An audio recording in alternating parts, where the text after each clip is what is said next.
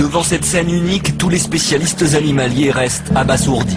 Une incroyable histoire qui remet très sérieusement en doute notre conception de la vie sauvage.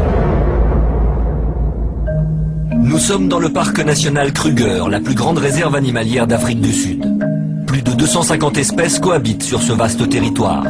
Et parmi elles, les impalas, qui sont ici plus de 150 000. C'est une espèce qui est très nombreuse, partout dans la savane. Disons que c'est le gibier quotidien de pratiquement tous les carnivores, que ce soit les lions, les hyènes et même les crocodiles. Ce jour-là, un troupeau s'approche d'un point d'eau pour s'abreuver. Certains semblent monter la garde à l'affût du moindre ennemi. Le danger est toujours présent, les prédateurs les guettent, attendant patiemment le moment opportun, le moment fatidique.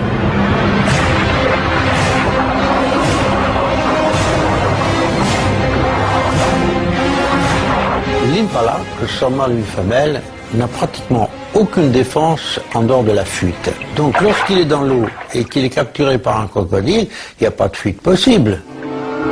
Il n'aura fallu qu'une fraction de seconde au crocodile pour s'emparer de sa proie qu'il ne lâchera plus. L'impala est condamné. Tenant à peine la tête hors de l'eau, il ne lui reste que quelques secondes à vivre. Quand l'inimaginable se produit, un hippopotame charge le crocodile. L'impala est délivré d'un sort funeste, et pour une fois c'est le crocodile qui a pris la fuite, forcé d'abandonner sa proie.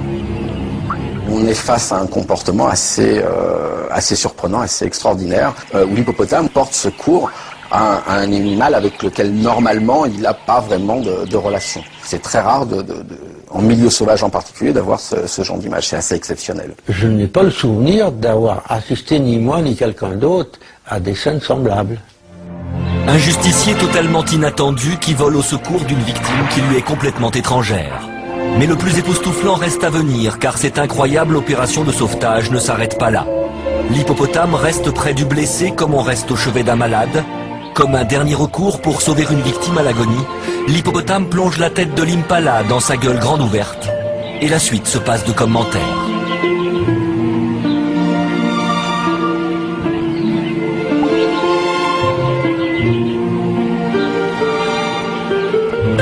L'hippopotame essaye par un moyen qui lui est propre de réinsuffler un peu de vie. Il n'y a pas de raison que deux individus, même s'ils ne sont pas de la même espèce, n'aient pas un minimum de relations d'entraide et de sauvegarde. C'est presque de l'assistance